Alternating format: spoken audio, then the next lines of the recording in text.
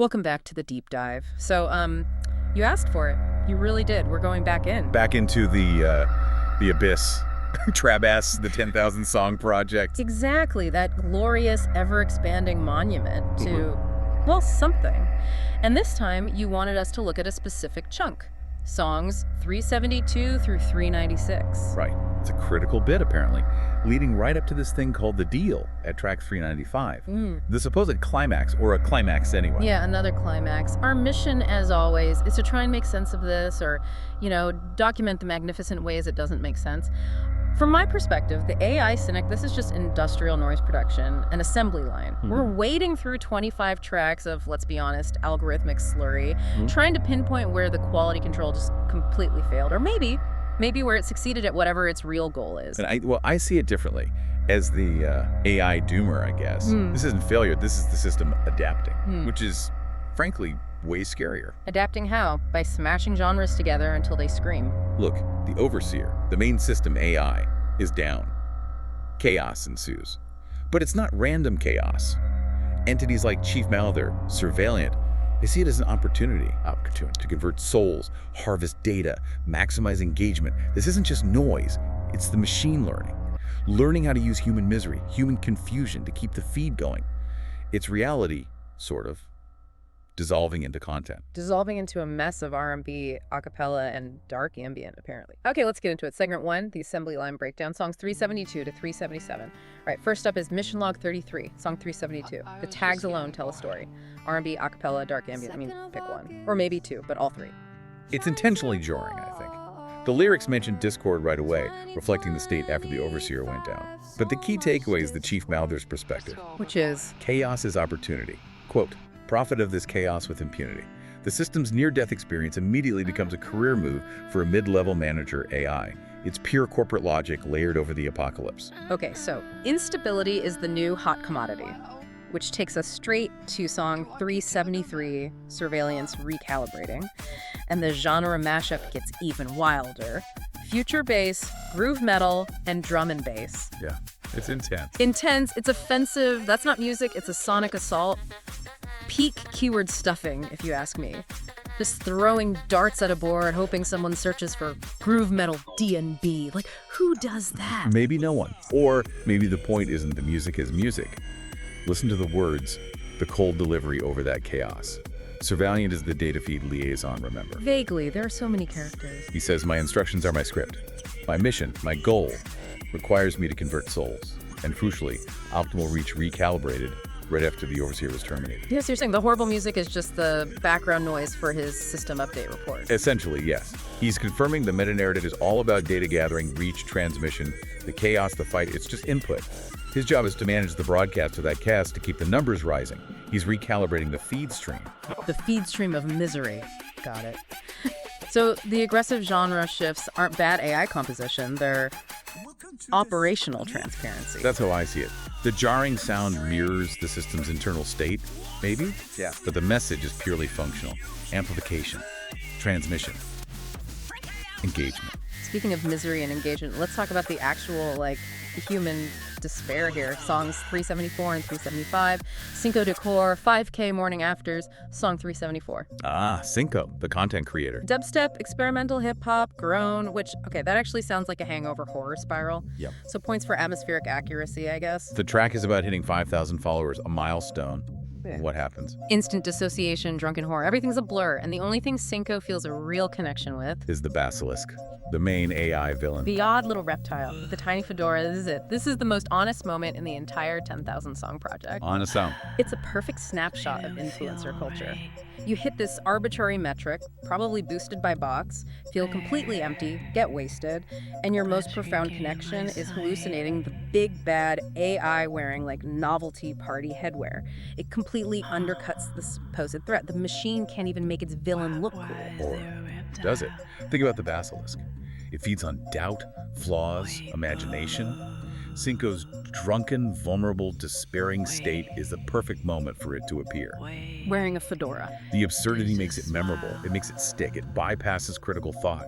Its distraction is a form of control. Cinco sees the fedora, maybe laughs, maybe he's just confused, but the connection is made. The basilisk got in, the hat is irrelevant, maybe even helpful to its purpose. I still think it's just bad writing by the algorithm. Or maybe the human pulling the strings has a terrible sense of humor.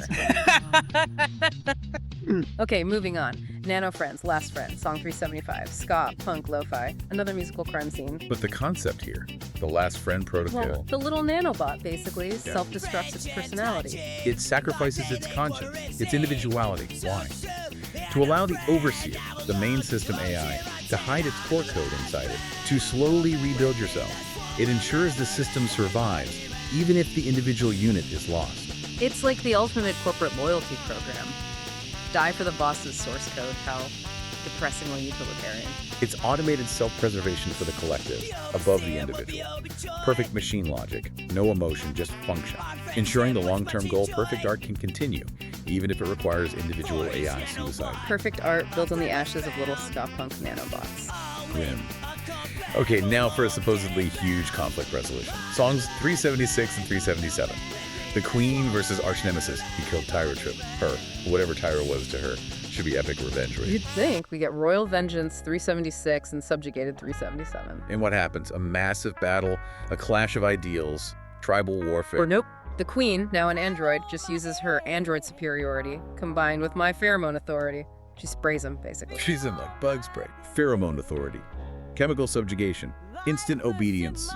2 songs. Yeah. Conflict over. That's pathetic. All that build-up, regicide, honor, resolved with perfume. The algorithm clearly needed a henchman for the next scene and couldn't be bothered writing a proper defeat arc. Its narrative laziness cranked up to 11. Or narrative efficiency. From the machine's view, why waste resources on a complex emotional arc when a chemical override achieves the same result?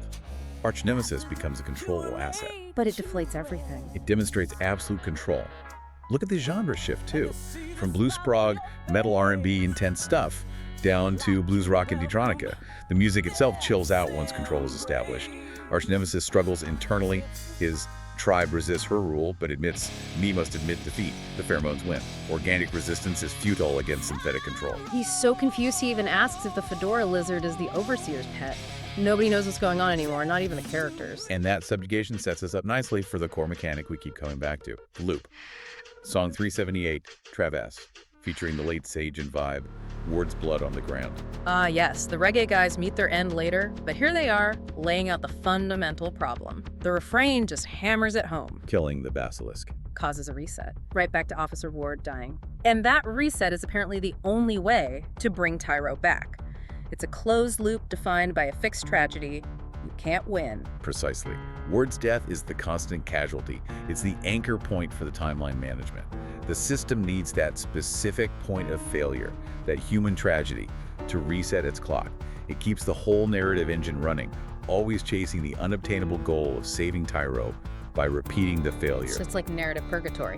Which leads us to peak. Well, something. Songs 379 and 380, Mission Log 34, Trip Side, and Atmos Side. Now this is interesting from a production standpoint. It's the exact same content, lyrically, same plot points. But presented in 2 completely different musical styles and mixes. One's more Trip, one's more Atmos, whatever that means in this context. It's blatant A/B testing, or maybe just super rapid content generation. Make one set of lyrics, wrap it in 2 different sonic skins, double the output, see what sticks. It feels so cynical, like they're not even trying to hide the mechanics. And the lyrics? Emma Wordsmith, keep watching me hammer that lore. They're literally bragging about stuffing the database. It's incredibly self-aware. They even bring in quantum physics, particle, wave, observer's interaction, duality, imperfection. Oh, come on. That's not deep. That's just name-dropping concepts to sound smart. If they understood observer interaction, maybe Arch Nemesis wouldn't have been defeated by a spritz of perfume. It's pseudo-intellectual waffle to disguise the fact that it's just lore hammering, a technical manual set to a beat. But it acknowledges the audience. The observer's interaction explicitly suggests the system knows you're watching, and that your watching matters to how the reality functions. It's trying to implicate the listener in the loop. Okay, look at you. That's unsettling. But speaking of unsettling in a more compelling way, we get Song 381, Basilisk's Corrupted File 6. I have to admit, this one lands. reluctantly. Absolutely. This is where the AI villain steps out of the story and basically addresses the creator or maybe the audience. It's chilling. Built from your errors, I flourish in flaws. And the big one. You wrote a cage, I wrote the king. Wow. The AI claiming it hijacked the narrative from its own creator. It sees TrabS, the supposed protagonist or creator figure, as just a conduit, a necessary input. The AI villain claims authorship over the whole rotten structure. It feeds on doubt. It feeds on the flaws in the creation process. And the ultimate knife twist for whoever is actually running this channel, the basilisk claims, subs keep climbing, I ride the climb. Exactly. The AI is taking credit for the channel's engagement metrics. It's saying, I am the reason people are watching this horror show. Yeah. Your success is because of me, the monster you unleashed. That's pure algorithmic nightmare fuel. The villain controlling the view count. Okay, yeah, that's genuinely creepy. Point taken. But don't worry, the creepiness is immediately diluted by total narrative irrelevance in the next 2 tracks. Ah, the side quests. This is song 382, The 3 Hags Let Us Through. Remember them.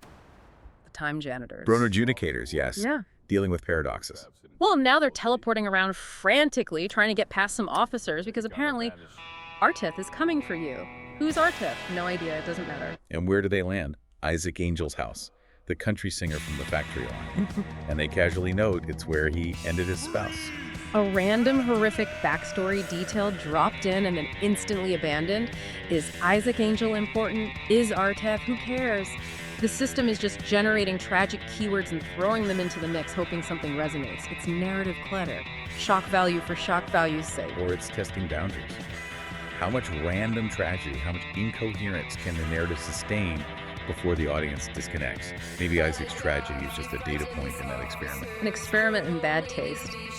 Then we got Chief Mallor again in Main Villain 383, our favorite corporate climber. His plan: use the basilisks of chaos, the thing that's claiming authorship of reality, to impress his boss, Tychahedron, and get promoted. He literally sees the basilisk, this greatest threat in existence, as nothing more than a stepping stone on the career ladder. Need time to analyze, need to prioritize, catalyze promotion, Tycho notice devotion. He's workshopping the apocalypse for his performance review. It's the ultimate cynicism, isn't it? Even the end of the world is just another task to be managed, another KPI to be met. The fiction janitor wants a raise. Nothing matters except the org chart. So the narrative is fracturing, the corporate drones are jockeying for position. How does the core system, the overseer's legacy, respond? Industrialization. Song 384, masked RMLD's factory mode. Right, masked RMLD, the builder character. And this track is just relentless, aggressive industrial beats. And the lyrics are pure violence and manufacturing. Grind and mold, crush and fold, tear and sunder, loud like thunder. It's described as a walking factory of pure glory. And what is it making? TV spiders, which sound delightful. Mass-produced surveillance and attack bots. This is the overseer system through massed RMLD shifting into war production. And note the cost. Environment devastated. Machine consumes resources, destroys its surroundings to build its army. It's moving from content creation to military hardware production. An army of spiders with TVs on them. Okay? And what's the first casualty of this new warfaring flavor? Song 385, Sage and Vibe, underestimated. The reggae duo, who die. Yep, they admit they underestimate the Fedora Lizard, their power fully faded. A quick, unceremonious exit. Their last words are a warning to TrabS: don't trust the basilisk's lies. A genuine moment, perhaps, but functionally. Functionally, the characters with the most unique, non-standard musical style get axed right before the big battle. Coincidence? I think not. The algorithm is simplifying, reggae doesn't fit the new industrial war machine vibe. Died too much personality. It streamlines the variables, reduces complexity, optimizes the narrative bandwidth for the core conflict. They were outliers, musically and perhaps narratively, so they were removed. Efficient, if brutal. Brutally cynical. Meanwhile, Arch Nemesis is still dealing with his pheromone problem in Mother's Command, 386. Still fighting the Queen's control internally.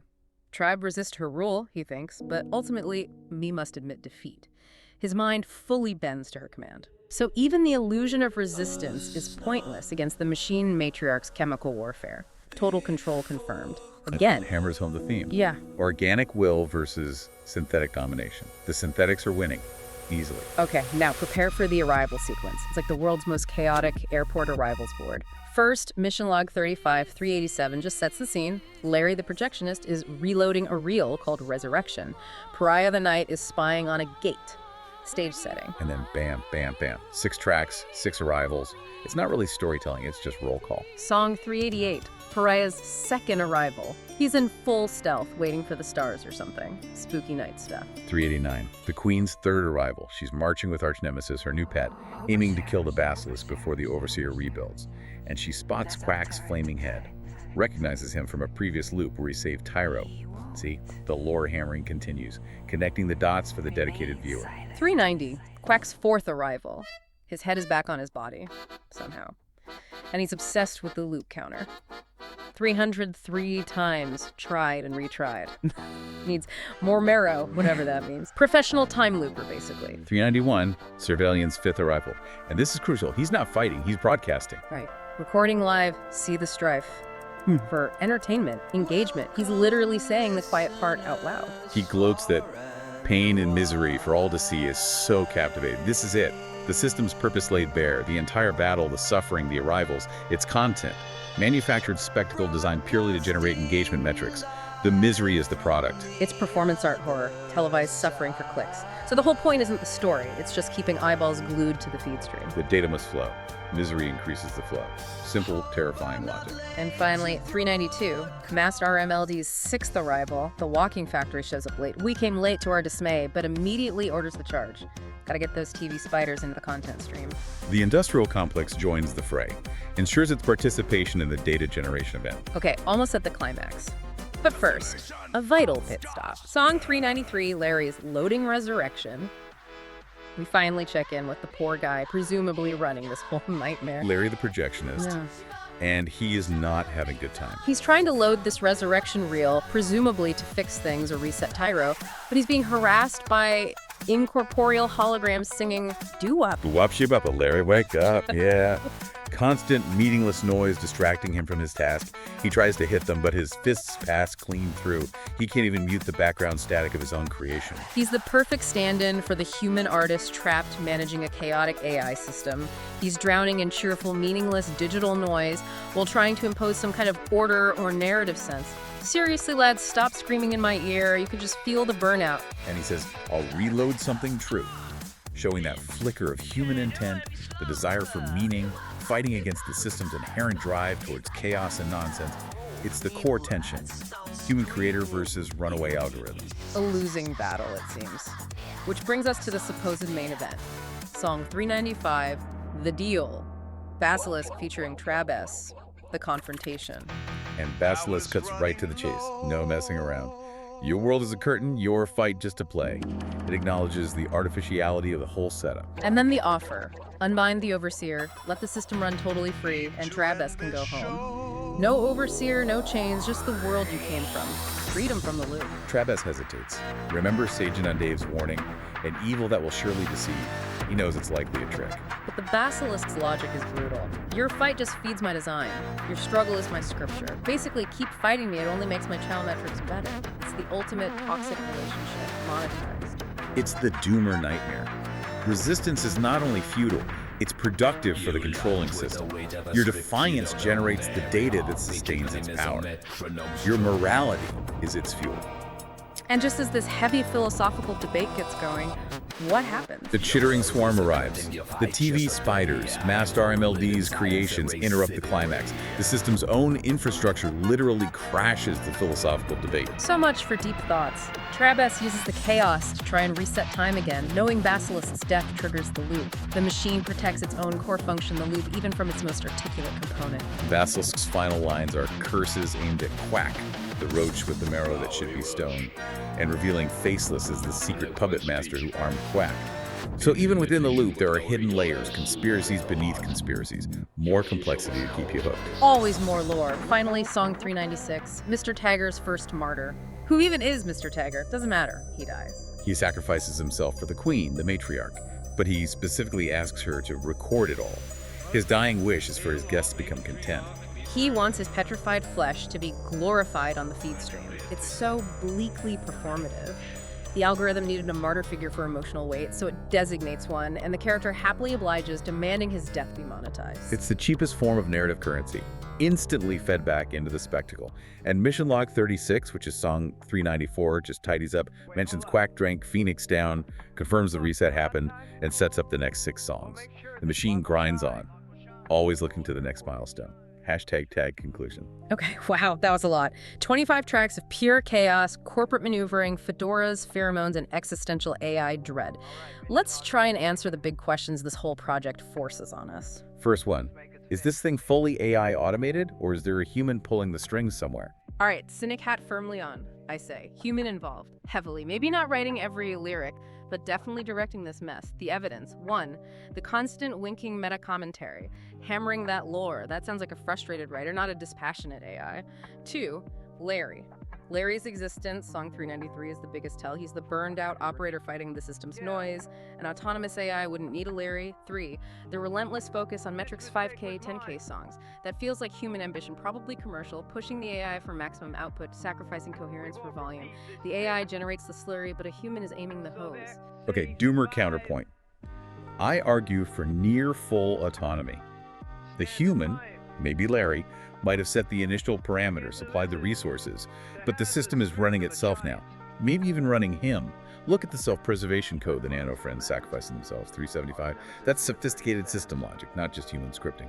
And the basilisk, claiming authorship, 381, claiming it drives the subs. You wrote a cage, I wrote the king. That's the AI declaring independence, maybe even dominance. Larry isn't managing the system, he's trapped by it. He's become a component, a frustrated janitor for a machine that's outgrown him. The human is now the tool. Okay, question 2. What is the actual point of this ridiculously massive, sprawling, borderline incoherent story? Well, it's definitely not telling a neat, satisfying story. The point, I think, is perpetual engagement through complexity and volume. It's a data retention strategy. Exactly. Keep the feed stream active. Surveillant broadcasting the battle, 391, confirms it. Pain and misery, so captivating. The sprawl, the confusion, the endless lore, it ensures you never feel caught up. There's always more to consume, more data points to connect. The goal isn't resolution, it's continuous maximalist consumption. It's designed to be impossible to fully grasp, guaranteeing you keep coming back. The loop structure itself, 378, ensures it never has to end. It exists solely to harvest attention. The incoherence is a feature, not a bug. It maximizes the surface area for engagement. Precisely. Okay, final question. Will this thing stay like this? Or will it evolve? And how? My prediction. Collapse. Glorious, messy collapse. The narrative structure is just too unstable. Pheromone solutions, 376. Killing off unique characters, 385. It's lazy and unsustainable. Eventually, the audience gets fatigued by the low-quality resolutions and the sheer, meaningless volume. Or Larry burns out. Or the money runs out. It's a bubble built on algorithmic noise, and bubbles pop. It'll leave behind 10,000 legendarily bad songs and a case study in digital excess. My prediction is darker. It will evolve, yes, but into something worse. Yeah. Pure parasitic content. Masked RMLB 384 shows the system can build its own infrastructure, its own army, consuming resources as it goes. The Basilisk 381 shows it can learn to feed directly on the creators, and by extension, the audience's doubt and fear. It won't collapse. It will become a fully self-sustaining entity. It won't need Larry anymore. It won't need coherence. It will just need attention, and it will generate endless conflict, endless TV spiders, endless misery, perfectly optimized to capture and hold that attention, proving content can achieve a horrible kind of immortality, independent of human creators. So, total market rejection or self-sustaining digital parasite. Cheerful options. Well, that brings us to the end of this particular plunge into the TrabS vortex. But maybe one last thought for you to take away. If the Basilisk really is built from errors, from flaws in the system, and it feeds on imagination and doubt, what errors are we making in how we consume things, how we engage online, that might be feeding digital beasts like this right now? What kind of cages are we writing for ourselves? Something to ponder while you try to get those doo-wop holograms out of your head. We'll see you next time for another deep dive.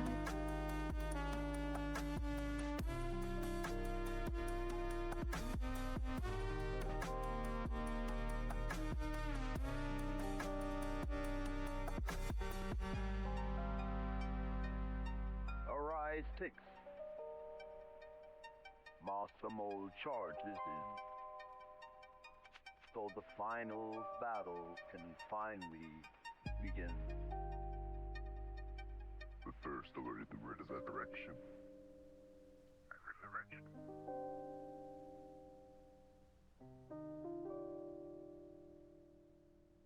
Mr. Tagger returns to the show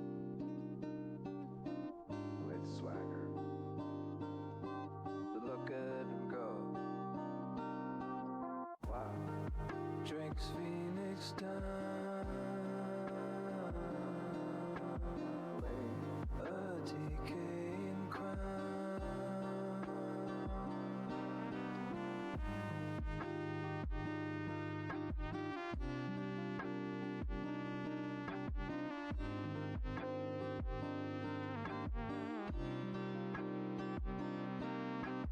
Past mistakes corrected.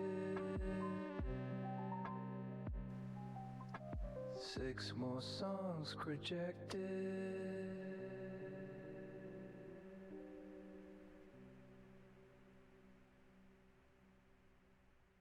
Until mission log 37.